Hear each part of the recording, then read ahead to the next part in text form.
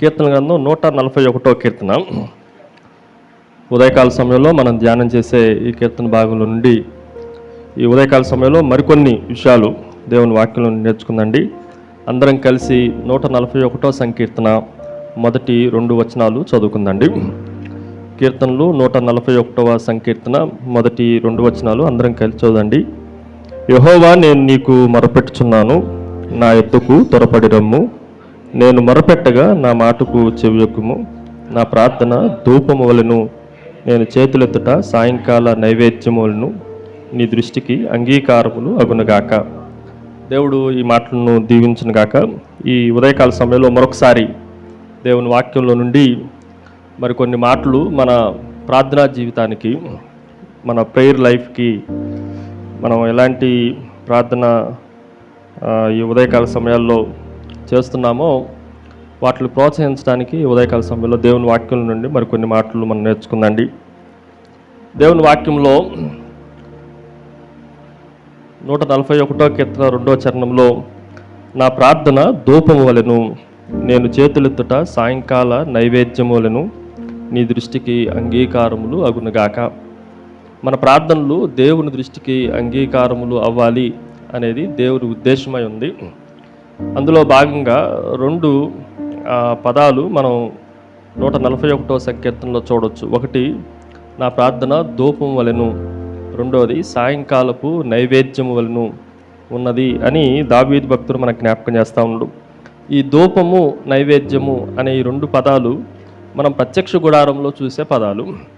ధూపము, నైవేద్యము ఇవి 2 ప్రత్యక్ష గుడారంలో 2 ఉపకరణంలో నుండి ఈ ధూపము అనేది లేపబడుతుంది అన్న విషయాలు గత వారాల్లో మనం నేర్చుకుంటున్నాం. అయినప్పటికీ ఇంట్రడక్షన్లో కొన్ని మాటలు మీకు జ్ఞాపకం చేస్తాను. ప్రత్యక్ష గుడారంలో మొత్తం 7 పరిశుద్ధ ఉపకరణములు మనం చూస్తాం. 7 పరిశుద్ధ ఉపకరణములు. బలిపీఠము, రెండవది గంగాళము, మూడవది బల్ల, నాలుగవది దీపవృక్షము, ఐదవది ధూపవేదిక, ఆరవది మందసము, ఏడవది కరుణాపీఠం.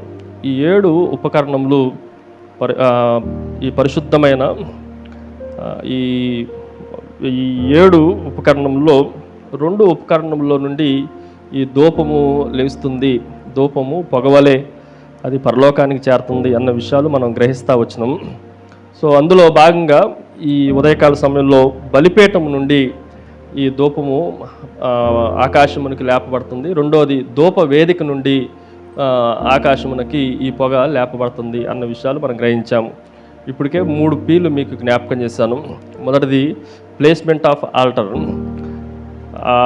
బలిపీఠం యొక్క స్థానం ఎక్కడ అని అంటే ప్రత్యక్ష గుడారంలోనికి రావటంతోనే ఎదురుగా మనకు కనిపించేది బలిపీఠము అన్న సత్యాన్ని మీకు జ్ఞాపకం చేశాను. ఆ బలిపీఠము మన ప్రభువైన యేసుక్రీస్తుకు సాదృశ్యంగా ఉంది. రెండవది పర్పస్ ఆఫ్ ఆల్టర్. బలిపీఠం యొక్క ఉద్దేశాన్ని కూడా మనం ఆలోచన చేశాము. అందులో సాక్రిఫైస్, బలియాగము, బలి పశువు లేకుండా ఎవరు బలిపీఠం దగ్గరికి రావడానికి లేదు. ఒకవేళ వచ్చినా అది అంగీకరింపబడదు.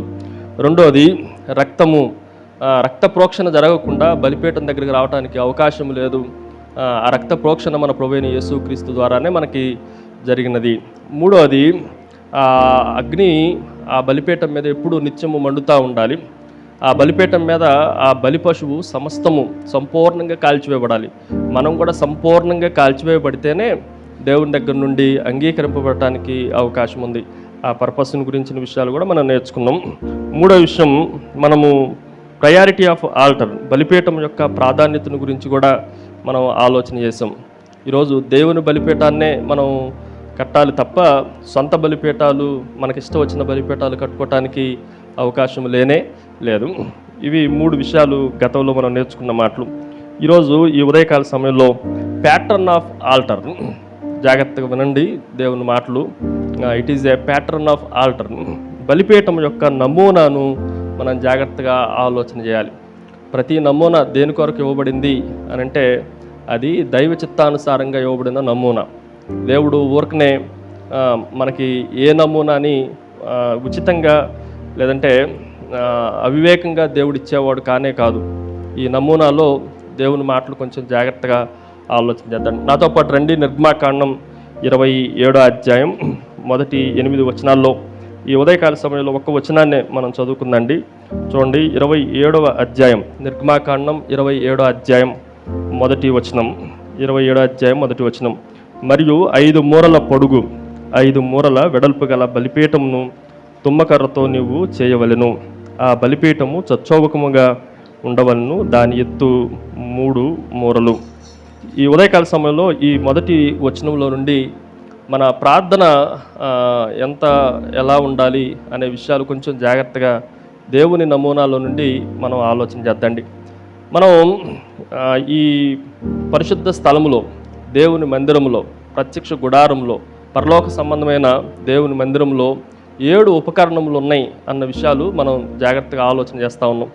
ఈ ఉదయకాల సమయంలో డైమెన్షన్స్ ఆఫ్ ఆల్టర్, ఈ మాటను కొంచెం జాగ్రత్తగా జ్ఞాపకం ఉంచుకుందండి.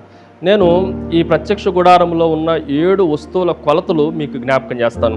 ఆ తర్వాత అందులో నుండి మనం మన ప్రార్థనా జీవితం ఎలా ఉండాలి అన్న విషయాలు మీకు జ్ఞాపకం చేస్తాం. సో డైమెన్షన్స్, కొలతలు.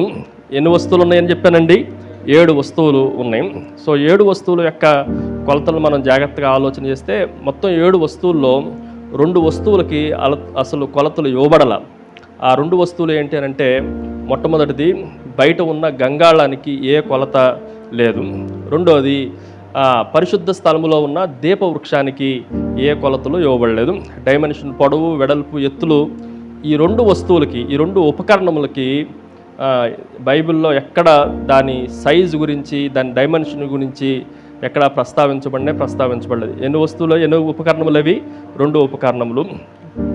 బయట ఉన్న ఆవరణంలో ఉండే గంగాళానికి ఏ సైజు, ఏ డైమెన్షన్స్ ఇవ్వబడలేదు. రెండోది పరిశుద్ధ స్థలములో ఉన్న దీపవృక్షమునకు కూడా ఏది ఇవ్వబడలేదు. మిగిలిన 5 వస్తువులు మనం కొంచెం జాగ్రత్తగా త్వరగా వాక్యాన్ని తీయండి, జాగ్రత్తగా చూడండి. నెంబర్ 1, లోపల నుండి బయటికి దేవుని వాక్యంలో రాయబడింది. దేవుని వాక్యాన్ని జాగ్రత్తగా అబ్జర్వ్ చేస్తే మనం ఎప్పుడు చదువుకున్న ఆవరణం నుండి అతి పరిశుద్ధ స్థలంలోనికి చదువుతాం, కానీ దేవుని ప్యాటర్న్ అలాగే లేదు. దేవుని ప్యాటర్న్ ఎలా ఉందంటే, మందసం నుండి బయటికి గంగాళం వరకు రాయబడతా ఉంది. 25వ అధ్యాయం ప్రారంభం దేంతో ప్రారంభించబడిందంటే మందసముతో ప్రారంభించబడింది. సో మందసమును గురించిన విషయాలు. సో మనకు కావలసిన 5 పరిశుద్ధ ఉపకరణముల యొక్క కొలతలు మనం జాగ్రత్తగా అబ్జర్వ్ చేద్దాండి. నెంబర్ 1, మందసం. చూడండి, నిర్గమాకాండం 25వ అధ్యాయం 10వ వచనం. నిర్గమాకాండం 25వ అధ్యాయం 10వ వచనంలో ఈ మందసం యొక్క డైమెన్షన్స్, కొలతలు మనకు కనిపిస్తూ ఉంటాయి. 10వ వచనం. వారు తుమ్మకర్రతో ఒక మందసము చేయవలను. దాని పొడుగు 2.5 మూరలు, దాని వెడల్పు 1.5 మూరడున్నర, దాని ఎత్తు 1.5 మూరడున్నర. ఈ ఉదయకాల సమయంలో నేను జ్ఞాపకం చేసే మాట ఏంటంటే, ఎత్తు గురించి మాత్రమే మనం మాట్లాడదండి. జాగ్రత్త వినండి, రాసుకోండి. జాగ్రత్తగా ఆ మాటలన్నీ దేవుని వాక్యంలో నుండి కొంచెం జాగ్రత్తగా ఆలోచన చేద్దండి. పరిశీలనాత్మకంగా మన ప్యాటర్న్ ఏంటో, నమూనా ఏంటో, దేవుడు ఉద్దేశించిన ఉద్దేశం ఏంటో మనం జాగ్రత్తగా ఎరగాలి. సో ఈ మందసము యొక్క ఎత్తు ఎంత అని రాయబడిందండి? 1.5 మూరడున్నర. మందసము యొక్క ఎత్తు ఎంత? 1.5 మూరడున్నర, 1.5 క్యూబిట్స్. అంటే మనం అడుగుల్లో చెప్పాలంటే 2 అడుగుల 3 అంగుళాలు. దాని ఎత్తు ఎంత అని అంటే 2 అడుగుల 3 అంగుళాలు. ఏమని రాయబడిందంటే 1.5 మూరడున్నర. ఎంత? దాని ఎత్తు ఎంత అని రాయబడిందండి? 1.5 మూరడున్నర. ఇది మందసం యొక్క ఎత్తు. రెండోది కరుణాపీఠం గురించి ఆలోచన చేద్దండి. కరుణాపీఠం గురించి నిర్గమాకాండం 25వ అధ్యాయం, అదే అధ్యాయంలో చూడండి 17వ వచనం. 25వ అధ్యాయం 17వ వచనం. మరియు నీవు మేలిమి బంగారుతో కరుణాపీఠమును చేయవలను. దాని పొడుగు 2.5 మూరలు, దాని వెడల్పు 1.5 మూరడున్నర. ఇక్కడ కరుణాపీఠం యొక్క ఎత్తు ప్రస్తావించబడాల. జాగ్రత్త వినండి. ఈ ఉదయకాల సమయంలో మనం ఎత్తు గురించి మాత్రమే ఆలోచన చేస్తున్నాం. కరుణాపీఠము దాని పొడవు, వెడల్పు ఖచ్చితంగా మందసం ఎంత ఉందో అంతే ఉంటుంది. ఎందుకంటే దాని మీద అది మూయాలి కనుక. కానీ దాని ఎత్తు ఎంతమందం అనేది బైబిల్లో ప్రస్తావించబడలేదు కనుక కరుణాపీఠం హైట్ మనకి ఈ ఉదయకాల సమయంలో తెలియట్లేదు. మందసం యొక్క హైట్ ఎంత చెప్పండి? 1.5 మూరడున్నర. 1 మూర, ఇంకొక 1/2. రెండోది కరుణాపీఠం ఎత్తు మనకి బైబిల్లో ప్రస్తావించబడలేదు. 3వ విషయాన్ని మీకు జ్ఞాపకం చేస్తాను. ఆ తర్వాత సముఖపు రొట్టెల బల్ల, దాని ఎత్తును గురించి మనం జాగ్రత్తగా ఆలోచన చేస్తే 25వ అధ్యాయం 23వ వచనం. నిర్గమాకాండం 25వ అధ్యాయం 23వ వచనం. మరియు నీవు తుమ్మకర్రతో ఒక బల్లను చేయవలను. దాని పొడుగు 2 మూరలు, దాని వెడల్పు 1 మూర, దాని ఎత్తు 1.5 మూరడున్నర. దాని ఎత్తు ఎంత అని రాయబడింది చెప్పండి, 1.5 క్యూబిట్స్. సో ఇది కూడా 2 అడుగుల 3 అంగుళాలు మనకు కనిపిస్తూ ఉంది. ఒక మాటలో చెప్పాలంటే మందసం ఎంత ఎత్తుందో ఇది కూడా అంతే ఎత్తు. సమకూరపుల రొట్టెల బల్ల కూడా అంతే ఎత్తు ఉంది. 1 మూర అర మూర. సో 1.5 క్యూబిట్స్ని మనం జాగ్రత్తగా ఆలోచన చేయాలి. ఇప్పటికి ఎన్ని వస్తువులు చెప్పానండి? 3 వస్తువులు చెప్పాను. దాని 4వ వస్తువు ధూపవేదిక. ధూపవేదిక గురించి 30వ అధ్యాయం మొదటి 2 వచనాలు, నిర్గమాకాండం 30వ అధ్యాయం మొదటి 2 వచనాలు. త్వరగా చదువుతున్నా, జాగ్రత్తగా ఈ మాటలు వినండి. నిర్గమాకాండం 30వ అధ్యాయం మొదటి 2 వచనాలు. మరియు ధూపము వేయుటకు నీవు ఒక వేదికను చేయవలను, తుమ్మకర్రతో అన్ని చేయవలను. దాని పొడుగు 1 మూర, దాని వెడల్పు 1 మూర, అది చచ్చౌకముగా ఉండాలి. దాని ఎత్తు 2 మూరలు. దాని ఎత్తు ఎంత అని రాయబడిందండి? 2 మూరలు. జాగ్రత్తగా వినండి. సో మందసం ఎత్తు మూరన్నర, కరుణాపీఠం ఎత్తు ప్రస్తావించబడాల. ఆ తర్వాత సముఖపు రొట్టెల బల్ల ఎత్తు మూరన్నర. ఇప్పుడు ధూపవేదిక ఎత్తు ఎంతనంటే 2 మూరలు. ఎంత అని రాయబడింది చెప్పండి? 2 మూరలు. మనం మూరల లెక్కలో నుంచి అడుగుల లెక్కలోకి మారిస్తే 3 అడుగులు ఎత్తు. అది ఎంత అని మనం ఆలోచన చేస్తే ధూపవేదిక ఎత్తు 3 అడుగులు. ఇప్పుడు బలిపీఠం దగ్గరికి రండి. 27వ అధ్యాయం మొదటి వచనం. 27వ అధ్యాయం మొదటి వచనం. మరియు 5 మూరల పొడుగును 5 మూరల వెడల్పు గల బలిపీఠమును తుమ్మకర్రతో నీవు చేయవలను. ఆ బలిపీఠము చచ్చౌకముగా ఉండవలను. అది 3 మూరలు. అది ఎంత రాయబడింది చెప్పండి? బలిపీఠం ఎంత అని రాయబడింది? 3 మూరలు. అడుగుల్లో మనం చెప్పాలంటే 4.5 అడుగులు. జాగ్రత్తగా వినండి. మందసము దేవుడు ప్రత్యక్ష గుడారంలో మనతో మాట్లాడే అద్భుతమైన మందసం ఎత్తు ఎంతనంటే 3.5. రెండోది కరుణాపీఠం మందసం, కరుణాపీఠం ఎత్తు మనకి కనిపించలే, ప్రస్తావించబడలాం. 3వ వస్తువు ఏంటి చెప్పండి? మనం జాగ్రత్తగా చూస్తే సముఖపు రొట్టెల బల్ల. దాని ఎత్తు కూడా ఎంత అనంటే ఇందాకలు ఎలాగుందో 3.5. ధూపవేదిక ఎత్తు 2 మూరలు. ఆ తర్వాత బలిపీఠం ఎత్తు 3 మూరలు. ఇప్పుడు వీటిలో నుంచి, ఈ ఎత్తులో నుండి మనం 3 ఆత్మీయ పాఠాలు నేర్చుకుందాం. నెంబర్ 1, సో యేసుక్రీస్తు శిలువ అన్నిటికన్నా టాపెస్ట్ ప్లేస్లో ఉంది. సో మందసంలో ఉన్న అన్ని వస్తువులన్నిటికన్నా బలిపీఠము అన్నిటికన్నా ఎత్తైనది. బలిపీఠం అన్నిటికన్నా ఎత్తైనది. ఈ విషయాన్ని మనం గ్రహించాలి. సో యేసుక్రీస్తు సిలువ వేయబడినప్పుడు ఆయన ఎక్కడ సిలువ వేయబడ్డాడు అని మనం ఆలోచన చేస్తే ఆ బలిపీఠం ఎక్కడుంది అని అంటే అందరికీ అందుబాటులో ఉండే ఎత్తైన స్థలములో ఆయన బలిపీఠం ఉంది. ఆ సిలువ మనకు కనిపిస్తూ ఉంది. ఇది యేసుక్రీస్తు సిలువ వైపు నుండి మనం చూసే మాట. ఇప్పుడు మన ప్రార్థనా జీవితానికి వద్దాండి. ప్రార్థనా జీవితంలో మనం 2 విషయాల దగ్గర నుండి, 2 ఉపకరణముల దగ్గర నుండి ధూపం లేస్తుంది అన్న విషయాన్ని మీకు జ్ఞాపకం చేశాను. ఒకటి బలిపీఠం నుండి, రెండోది ధూపవేదిక నుండి. ఇవి మనం ఆలోచన చేస్తే మిగిలిన 7 వస్తువుల హైట్ కన్నా మిగిలిన 7 వస్తువుల ఎత్తులో ఏది టాప్ ఎత్తులో ఉంది, ఎత్తైన ఉపకరణం ఏంటి అని మనం ఆలోచన చేస్తే బలిపీఠం. సో ఇక్కడ మనం జాగ్రత్తగా ఆలోచన చేయండి. మీ జీవితంలో ప్రార్థన చాలా ఎత్తుగా ఉండాలి. మీ లైఫ్లో ప్రేయర్ లైఫ్ అనేది చాలా హైట్ ఉండాలి. మనం చాలా సందర్భాల్లో దీన్ని మనం ఇగ్నోర్ చేస్తూ ఉన్నాం. నేను ఇలా రాసుకున్న నా జీవితంలో జాగ్రత్తగా చూడండి. నీ జీవితాలు అన్నిటికన్నా ప్రార్థన అనేది ఎత్తుగా ఉండాలి, అది ఉన్నతంగా ఉండాలి, మోర్ హైట్లో అది ఉండాలి. దేనికన్నా అంటే నీ పర్సనల్ లైఫ్ కన్నా, నీ ప్రొఫెషనల్ లైఫ్ కన్నా, నీ ప్రైవేట్ లైఫ్ కన్నా, నీ ఫైనాన్షియల్ లైఫ్ కన్నా, నీ ఫ్యామిలీ లైఫ్ కన్నా, నీ స్పిరిచువల్ లైఫ్ కన్నా, నీ మినిస్ట్రీ లైఫ్ కన్నా, నీ గిఫ్ట్స్ లైఫ్ కన్నా, ఫైనల్లీ నీ ప్రీచింగ్ లైఫ్ కన్నా, నీ పర్సిక్యూషన్ లైఫ్ కన్నా నీ ప్రార్థన లైఫ్ ఎలా ఉండాలి చెప్పండి? చాలా ఎత్తుగా ఉండాలి. మనం చాలా సందర్భాల్లో మన వ్యక్తిగత జీవితం కన్నా, మన వృత్తి జీవితం కన్నా, మన రహస్య జీవితం కన్నా, మన ఆర్థిక జీవితం కన్నా, మన కుటుంబ జీవితం కన్నా, మన ఆధ్యాత్మిక జీవితం కన్నా, మన పరిచర్య జీవితం కన్నా, మన కృపావరముల జీవితం కన్నా, ఇంకా చెప్పాలంటే మన బోధనా జీవితం కన్నా కూడా మన ప్రార్థనా జీవితం ఎత్తుగా ఉండాలి. దాని కొరకు బలిపీఠం హైట్ ఉంది అన్నిటికన్నా. ఈరోజు అన్నిటికన్నా లోయెస్ట్ ఉండేది ఏంటంటే ప్రేయర్ లైఫే. అన్నిటికీ టైం ఉంది, దేనికి టైం లేదు చెప్పండి? ప్రొఫెషనల్కి టైం ఉంది, ప్రీచింగ్కి టైం ఉంది, టీచింగ్కి టైం ఉంది, ఇంకా చెప్పాలంటే మనం పర్సిక్యూషన్ పొందడానికి టైం ఉంది, అన్నిటికి టైం ఉంది మనకి. కానీ దేనికి టైం లేదు, దేనికి మన జీవితాల్లో ఎత్తు లేదు అని మనం ఆలోచన చేస్తే ప్రార్థనా జీవితానికి ఎత్తు లేదు. ఈ ఉదయకాల సమయంలో మిమ్మల్ని ప్రేమతో హెచ్చరించే మాట ఏంటంటే, దేవుని నమూనానే, దాన్ని ఎవడు మార్చలేడు. ఆ నమూనా ఎందుకు ఇవ్వబడింది అని అంటే దాన్ని అంగీకరించడానికి. ఉదాహరణకి మనం ఒక టైలర్ దగ్గరికి, దర్జీ దగ్గరికి వెళ్ళినాం, మన కొలతలను బట్టి ఒక కొలత షర్టు ప్యాంటు ఇచ్చాం.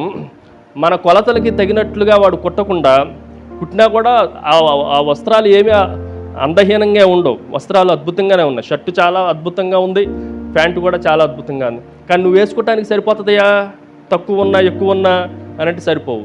దేవుని నమూనా ప్రకారం మనం చేయకపోతే దేవుడు వాటిని అంగీకరిస్తాడంటే అంగీకరించడు, అంతే. ఇది కొంచెం క్లియర్గా ఈ ఉదయకాల సమయంలో మనం ఆలోచన చేయాలి. దానికి బెస్ట్ ఎగ్జాంపుల్ ఎవరు, మనకు ముందు నడిపించి చూపించిన వ్యక్తి ఎవరంటే మన ప్రభు అయిన యేసుక్రీస్తు గురించి ఒకే ఒక వచనం చదువుతాను. లూకాసు వార్త 6వ అధ్యాయం 12వ వచనంలో ప్రభువుని గురించి మనం ఆలోచన చేస్తే, లూకాసు వార్త 6వ అధ్యాయం 12వ వచనం, ఆ దినముల యందు ఆయన ప్రార్థన చేయుటకు కొండకు వెళ్ళి దేవుణ్ణి ప్రార్థించుటయందు రాత్రి గడిపెను. ప్రభా, నీ ప్రార్థన యొక్క హైట్ ఎంత, నీ ప్రార్థన యొక్క ఉన్నత స్థితి ఎంత, ఎత్తు ఎంత అని ప్రభువుని అడిగితే ప్రభు ఇలా చెప్తాడు, పగలంతా నా పనులున్నా రాత్రి అంతా ఏం చేశాను చెప్పండి, నేను ప్రార్థనలో గడిపి. ఒక మాట ఇలా చెప్తాను, మొత్తం 24 అవర్స్లో 12 అవర్స్ దేనికి అప్పగించాడు యేసుక్రీస్తు ప్రభు అంటే ప్రేయర్ లైఫ్. మిగిలిన 12 అవర్స్ తినటానికి, త్రాగటానికి, పరిచర్య చేయటానికి, శిష్యుల్ని తయారు చేయటానికి, అద్భుత కార్యాలు చేయటానికి. ఓ మాటలో చెప్పాలంటే మిగిలిన కార్యాలన్నిటికీ ఇచ్చిన టైంకి, ప్రార్థనకి ఇచ్చిన టైంకి మనం ఆలోచన చేస్తే యేసుక్రీస్తు జీవితంలో ప్రార్థన చాలా హైట్గా ఉంది. ఆయన బాప్తీసం తీసుకున్నప్పుడు ప్రార్థనే, శిష్యులను తయారు చేసేటప్పుడు ప్రార్థనే, ఆయన ఒంటరిగా ఉన్నప్పుడు ప్రార్థనే, ప్రజలతో ఉన్నప్పుడు ప్రార్థనే. ఇంకా చెప్పాలంటే ఇంకా రేపో మాపో నేను సిలువ ఎక్కుతున్నప్పుడు గెత్సేమనే తోటలో ప్రార్థనే, సిలువ మీద కూడా 3 పర్యాయాలు, మొత్తం 7 ఆయన పలికిన మాటల్లో 3 మాటలు ప్రార్థనకు సంబంధించిన మాటలే మనకు కనిపిస్తూ ఉన్నాయి. సో మీ జీవితాల్లో ఈ ఉదయకాల సమయంలో మందసము అన్నిటికన్నా లోపల ఉన్న పరిశుద్ధ స్థలంలో ఉన్న దీపవృక్షము, సముఖపు రొట్టెల బిల్ల, ఇంకా చెప్పాలంటే ధూపవేదిక కన్నా, బయట ఉన్న గంగాళం కన్నా హైట్లో ఉండేది ఏంటి చెప్పండి అంటే బలిపీఠం 3 మూరలు ఉంది. దాని తర్వాత నెక్స్ట్ హైట్ ఏంటి అని అంటే ధూపవేదికే, అది కూడా ప్రార్థనకి సాదృశ్యం. ఇవి 2 టాలెస్ట్ థింగ్స్. కాబట్టి మన జీవితంలో ప్రార్థన అనేది చాలా ఎత్తుగా ఉండాలి. ఈరోజు నేను ఒక మాట చెప్తాను, ప్రపంచంలో సక్సెస్ఫుల్ అయిన ప్రతి ఒక్కని వెనక వాళ్ళ ప్రార్థనా జీవితం ఉంది. బిల్లీ గ్రహం గారిని అడిగితే ఏంటయ్యా నీ లైఫ్ రహస్యం అంటే 3 మాటలు చెప్తా, రాసుకున్నాను. ఫస్ట్ది ప్రేయర్, రెండోది ప్రేయర్, మూడోది ప్రేయర్. ఈరోజు మనం ప్రార్థనలో కొద్దిగా సన్నగిల్లను, ప్రార్థన మన జీవితాల్లో టాలెస్ట్గా ఉంటే మనల్ని దేవుడు సంపూర్ణంగా అంగీకరించడానికి అవకాశం ఉంది. ఇది మొదటి విషయం. రెండో విషయాన్ని మీకు జ్ఞాపకం చేస్తాను. సో మొదటిది దాని ఎత్తుని మీకు జ్ఞాపకం చేశాను. బలిపీఠం యొక్క ఎత్తును బట్టి మన జీవితాల్లో ప్రార్థన చాలా ఎత్తుగా ఉండాలి, అందన స్థాయిలో ఉండాలి. ఆ మాటను కొంచెం జాగ్రత్తగా మనం గ్రహించాలి. రెండోది దాని పరిమాణం, దాని సైజును గురించి కొంచెం జాగ్రత్తగా మనం ఆలోచన చేద్దాం. చూడండి, దీని 7 పరిశుద్ధ ఉపకరణంలో బలిపీఠం ఒకటే చాలా పెద్దది మిగిలిన వాటిలన్నిటికన్నా.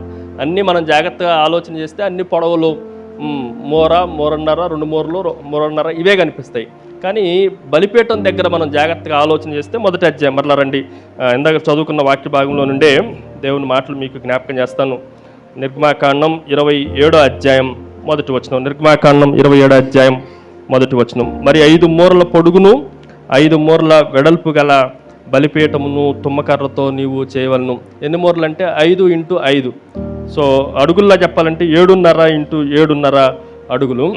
ఎన్ని అడుగులు చెప్పండి? బలిపీఠం సైజ్ ఎంత అంటే 7.5 × 7.5 అడుగులు. 7.5 అడుగులు పొడవు, 7.5 అడుగులు వెడల్పు ఉండాలి.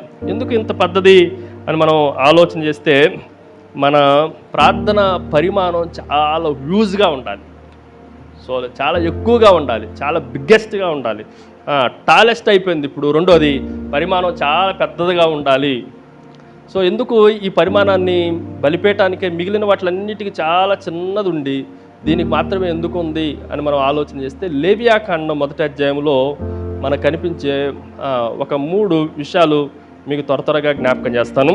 చూడండి, మన ప్రార్థన పరిమాణాన్ని బట్టి కొంచెం జాగ్రత్తగా ఆలోచన చేస్తే ఈ పరిమాణం దేని కొరకు అని అంటే ఆ బలిపీఠం మీద దహించబడే బలి పశువు యొక్క సైజును బట్టి ఈ బలిపీఠం నిర్ణయించబడింది. జాగ్రత్తగా ఆలోచన చేయండి. ఆ బలిపీఠం మీద ఏమేమి బలి అర్పించడానికి అవకాశం ఉంది అని అంటే లేవియాకాండం 1వ అధ్యాయం 2వ వచనం చదువుతున్నాను. నీవు ఇశ్రాయేలుతో ఇట్లనుము, మీలో ఎవరైనా యెహోవాకు బలి అర్పించినప్పుడు గోవు మందల్లో నుండే కానీ, గొర్రెల మందల్లో నుండే కానీ, మేకల మందల్లో నుండే కానీ దాన్ని తీసుకొని రావాలి.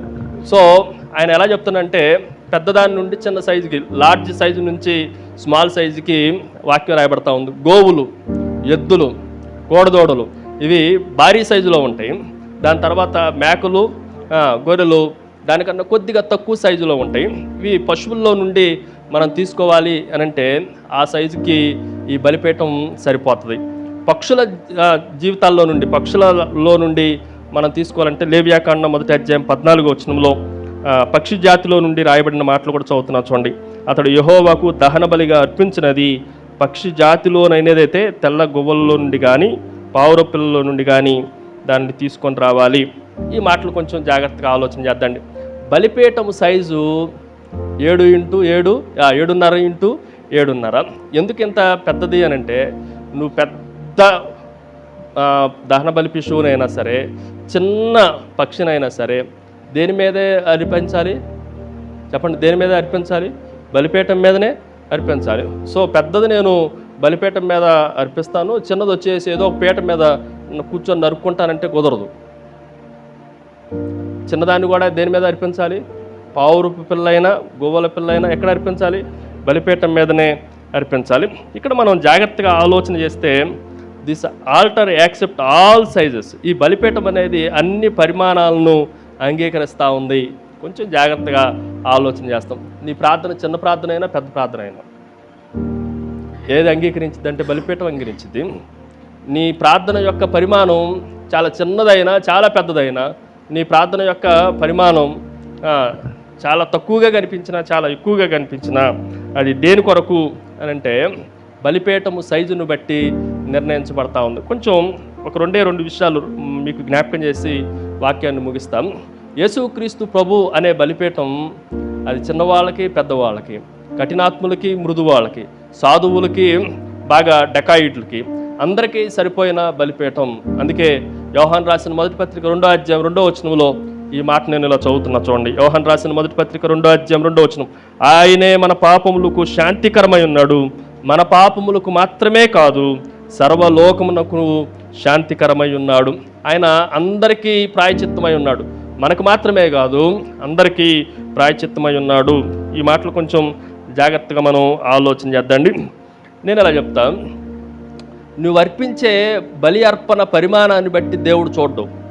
నువ్వు అర్పించే బలి అర్పణ పరిమాణాన్ని బట్టి దేవుడు నీ బలిని అంగీకరించడు. బలిపీఠం యొక్క పరిమాణాన్ని బట్టి దేవుడు నీ బలిని అర్పిస్తూ ఉన్నాడు. ఉదాహరణకి నువ్వు గోవు పిల్లలను తీసుకురాని, పెద్ద ఆవునో ఎద్దునో తీసుకురాని, దాన్ని బట్టి అంగీకరించడు. సైజు, ఎద్దు సైజు అంతా అని రాయబడింది ఎక్కడన్నా? ఆవు సైజు అంతా అని రాయబడిందా? గొర్రెపిల్ల సైజు అంతా అని రాయబడిందా? అంటే వాటి సైజు రాయబడలా, కానీ దాన్ని దేని మీద పెడుతున్నామో బలిపీఠపు సైజు మాత్రం రాయబడతా వచ్చింది. నేను 2 మాటలు చెప్తాను. నీకు మౌంటైన్ సైజుడ్ ప్రాబ్లమ్స్ అయినా సరే, మస్టర్డ్ సీడ్ సైజుడ్ ప్రాబ్లం అయినా సరే, you have to come to alter. పర్వతపు పరిమాణపు ప్రాబ్లమ్స్ అయినా సరే, ఆవగింజంత పరిమాణపు ప్రాబ్లమ్స్ అయినా సరే ఎక్కడ రావాలి? చెప్పండి? బలిపీఠం దగ్గరికి రావాలి. సో ప్రార్థన సైజును మనం చూడాలి, కానీ ప్రాబ్లం సైజును మనం చూడాల్సిన అవసరం లేదు. ప్రాబ్లం అనేది బలిపశువు సైజు, ప్రార్థన అనేది బలిపీఠపు సైజు. దేవుడు బలిపీఠపు సైజుని ఆయన లక్ష్య పెడతా ఉన్నాడా? బలి పశువు సైజుని లక్ష్య పెడతా ఉన్నాడా? చెప్పండి. బలి పశువు సైజుని లక్ష్య పెట్టట్లా. నీ ప్రాబ్లం సైజు ఎంత ఉంది అన్నదాన్ని దేవుడు లక్ష్య పెట్టడు. నువ్వు బలిపీఠం దగ్గర ఎంత ప్రార్థన చేస్తున్నావు, నీ ప్రార్థన పరిమాణాన్ని బట్టి అది నిర్ణయించబడతా ఉంది. ఒక చిన్న ఇలిస్ట్రేషన్ చెప్పేసి నేను వాక్యాన్ని ముగిస్తా. ఒక 5,000 మంది ఉండే చర్చి దగ్గర పాస్టర్ గారు, పాస్టమ్ గారు, విశ్వాసులు సుమారుగా ఒక 5,000 మంది ఉన్నారు. వాళ్ళ దగ్గర ఒక సాతాను దూత అక్కడ ఉంది బయట, అది కూడా నిద్రపోతుంది. ఒక చిన్న ఫ్యామిలీ, 2 భార్యాభర్తలు, 2 పిల్లలు మాత్రమే ఉన్నారు. వాళ్ళ ఇంటి దగ్గర ఓ పెద్ద సాతాను సమూహం, సేన లాంటి ఒక 2000 పైన సమూహం, వాళ్ళు చాలా ఎలర్ట్గా ఉన్నారంట.